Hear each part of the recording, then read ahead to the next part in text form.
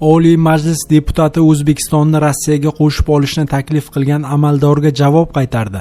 Avvalroq Rossiya gvardiyasi polk komandirining harbiy siyosiy masalalar bo'yicha o'rinbosari Zaxar Prilepin sobiq SSSR hududlarini Rossiya Federatsiyasi tarkibiga qo'shib, ularning aholisiga rus tilini o'rgatish taklifini ilgari surgani xabar qilingandi. O'zbekistonda Prilepinning mazkur bayonoti norozilik bilan qabul qilindi.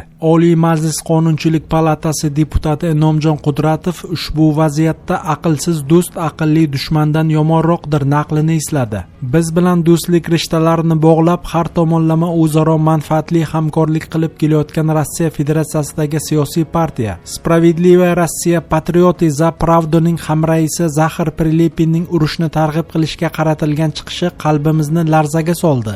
Kaykausning Qobusnoma asarida aqlsiz do'st aqlli dushmandan yomonroqdir degan naql bor. Bu do'st dunyoning ko'pgina mamlakatlarida notinchlik yuz berayotgan, qonli mojarolar avj olayotgan, buning natijasida tinch aholi jabr ko'rayotgan, uy-joydan, mol-mulkidan ayrilib boshpanasiz, himoyasiz qolayotgan, ayni zamonda mamlakatimizga hukm surayotgan tinchlikka rahna solish niyatini bildirdi, dedi deputat. Qudratov O'zbekiston mustaqil, suveren davlat ekanini, uni bosib olishga, unda o'z hukmini o'tkazishga, xorijiy til o'rgatishga hech kimning haqqi yo'q ekanini ta'kidladi. Bunday surbetlik bilan e'lon qilingan fikrlar na xalqaro huquqqa, na sog'lom aqlga to'g'ri kelmaydi. Aksincha, urushni targ'ib qilish bu jinoyatdir, deya qo'shimcha qilgan Qudratov.